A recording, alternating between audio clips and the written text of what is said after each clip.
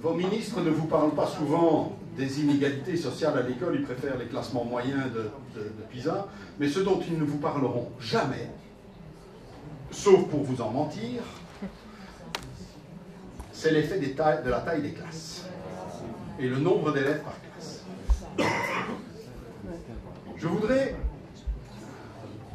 voudrais que l'on comprenne que la statistique est une des formes les plus raffinées de mensonge. Pourtant, je vous sers beaucoup de statistiques, donc j'espère que vous gardez votre esprit critique. Mais c'est une des formes les plus raffinées de mensonge quand un ministre vous dit « Oh, nous dépensons beaucoup pour l'éducation », il parviendra toujours à trouver l'un ou l'autre indicateur pour lequel la France est plus ou moins dans la norme moyenne, hein, ou même un peu au-dessus de la norme moyenne. Mais voici un premier résultat. Ça, ce sont les dépenses publiques d'éducation, du primaire au tertiaire, donc tout niveau d'éducation confondu, en pourcentage du PIB par habitant. Alors, première chose, vous n'êtes pas au-dessus, mais en dessous de la moyenne OCDE. D'accord ? Et quand on dit moyenne OCDE, n'oublions pas qu'il y a là-dedans Colombie, Russie, Hongrie, Japon aussi, mais République tchèque, Chili, Espagne, Italie, Luxembourg, Luxembourg, c'est très spécial, Luxembourg est le pays qui a le PIB par habitant le plus élevé au monde, alors qu'il n'a quasiment aucune industrie. C'est...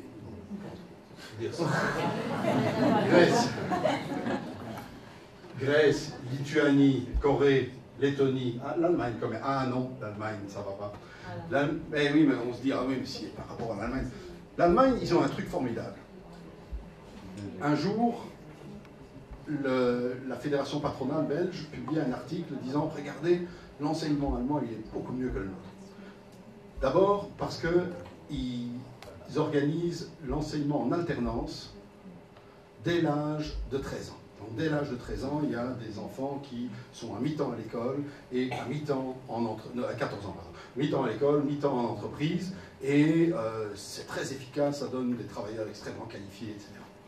Et puis à la page suivante, dans le même rapport du patronat belge, on disait « Et en plus, l'enseignement allemand coûte beaucoup moins cher ».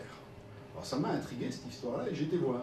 En fait, quand les enfants allemands, à partir de 14 ans, sont dans l'enseignement en alternance, qui paye leur formation? Ce n'est pas l'État, ce sont les entreprises. Mais en échange, les entreprises bénéficient de déductions fiscales. En d'autres mots, quand le patron vous dit « Regardez, l'enseignement allemand coûte moins cher que le nôtre, et en plus les entreprises allemandes payent moins d'impôts que nous », mais l'enseignement coûte moins cher parce qu'il y a des transferts d'impôts qui, au lieu d'aller des entreprises vers l'État, servent directement à financer. Donc c'est un jeu comptable, simplement, qui fait que et leurs impôts et leurs dépenses d'enseignement sont couverts. Bon, Pologne, Estonie. Mais regardez, la France est là. Et puis après, on a la moyenne OCDE, le Portugal, la Suisse, l'Argentine, l'Autriche, l'Irlande, les Pays-Bas, le Brésil, le Royaume-Uni, la Nouvelle-Zélande, la Belgique, même la Belgique, là, heureusement que je suis en France, la Suède, la Finlande, l'Islande, le Danemark et la Norvège. Tiens, Norvège, Danemark, Islande, Finlande, Suède. Vous vous rappelez que c'était ceux qui avaient des bons scores en... Ah, tiens, les dépenses d'enseignement, ça n'a pas d'importance peut-être. Eh oui, nombre moyen d'élèves par classe dans l'enseignement primaire. Je commence à comprendre pourquoi la France, malgré son quasi-marché inexistant ou moins existant, malgré sa carte scolaire, malgré son collège unique jusqu'à l'âge de 15 ans, regardez, la catastrophe chez vous, c'est que l'enseignement primaire, je ne dis pas l'enseignement en général est presque au niveau moyen OCDE, on l'a vu, hein, il n'est pas au-dessus, il est en dessous, enfin presque moyen. Malgré un niveau de financement moyen, proche du niveau moyen OCDE, quand on regarde les nombres d'élèves par classe, particulièrement dans l'enseignement primaire, vous êtes parmi les plus élevés, quasiment le plus élevé en Europe. Or, les tests PISA à 15 ans, de quoi sont-ils la mesure? Mais de la qualité de l'enseignement jusqu'à l'âge de 15 ans. Et où se construit un rapport positif à l'école? Évidemment, à l'école primaire, tout d'abord. Le ratio élève-professeur, c'est pas tout à fait la même chose que le nombre d'élèves par classe. Donc, c'est simplement le rapport entre le nombre d'élèves et le nombre d'enseignants, d'instituteurs, dans l'enseignement primaire toujours. Vous voyez que la France est de nouveau au niveau le plus élevé. Alors, je sais que parmi vos responsables politiques et même parmi vos inspecteurs, ils s'en trouvent parfois pour dire « Oh, mais vous savez, le nombre d'élèves par classe, ça n'a pas une grande importance, ça n'agit pas sur la réussite des élèves, ça n'a pas d'impact. » Alors moi, j'aime quand même toujours bien, certains d'entre vous ont sans doute déjà eu connaissance des chiffres qui vont suivre, mais j'aime bien les rappeler. Ce sont les chiffres d'une étude américaine qui s'appelle l'étude STAR, Student Teacher Achievement Ratio. C'est une étude, et à ma connaissance, l'étude scientifique la plus rigoureuse et la plus intéressante sur l'effet d'une réduction des effectifs, sur la réussite des élèves. Qu'est-ce qu'on a fait? On a pris 6500 élèves, on les a divisés en deux groupes. Un groupe témoin, un peu comme pour tester un médicament en milieu hospitalier, on a un groupe témoin à qui on donne un placebo, et un groupe auquel on va administrer un médicament. En l'occurrence, ici, le médicament, c'est que pendant 4 ans, on les a mis dans des petites classes. On les a laissés comme ça, séparés, pendant 4 ans. Le kindergarten, donc l'année pré-primaire, et les 3 premières années primaires, grade 1, 2, 3. Et puis, on les a remélangés. D'accord? Ils ne sont plus restés les uns en petite classe, les autres pas. Donc ce n'est que pendant les 4 premières années de scolarisation qu'ils ont été les uns en petite classe, les autres en classe de taille ordinaire. Mais on a suivi leurs résultats aux tests standardisés que tous les élèves américains doivent passer tous les semestres, ou tous les trimestres, je ne sais plus. On a suivi leurs résultats aux tests jusqu'à la fin de leur scolarité et jusqu'à leur entrée dans l'enseignement supérieur. Voici quelques éléments de résultats, il y en a plein, il y a toute une littérature à ce sujet, mais j'en montre quelques-uns.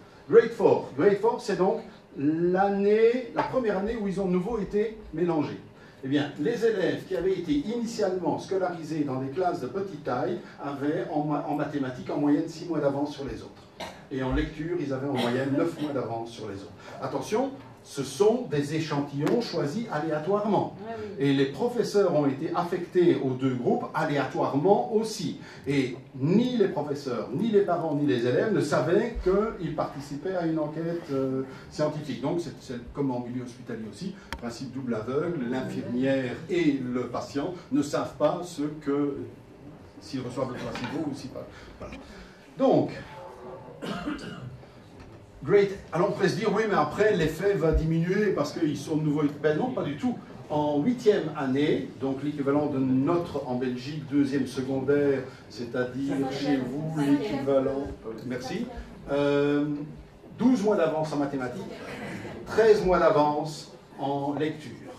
En 10e année, on a fait une étude sur le retard scolaire des élèves. Eh bien, ceux qui avaient été initialement scolarisés en petite classe.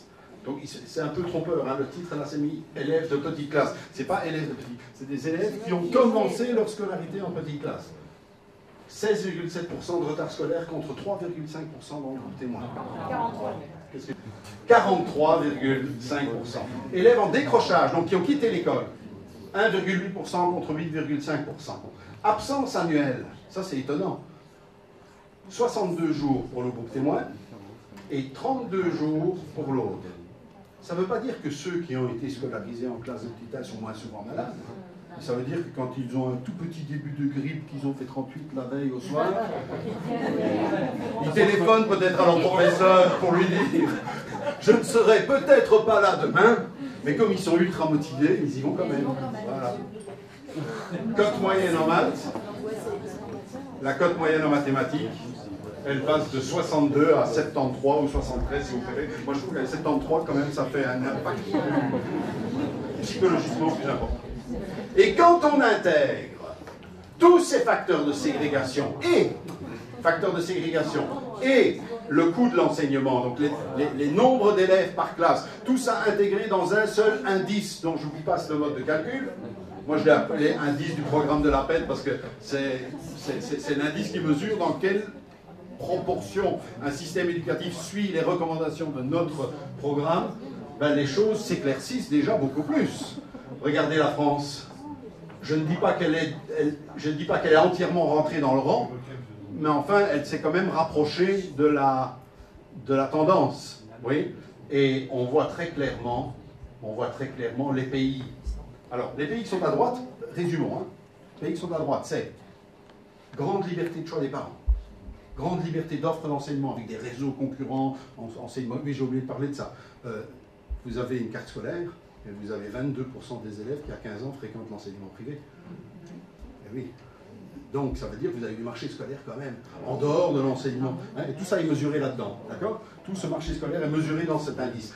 Et donc, à droite, les systèmes éducatifs qui ont peu de marché scolaire, donc peu de réseaux, peu de liberté de choix des parents, ou une liberté très régulée, qui ont un tronc commun de longue durée, 16 ans dans les pays scandinaves, et qui ont un financement de haut niveau dans l'enseignement primaire, d'accord?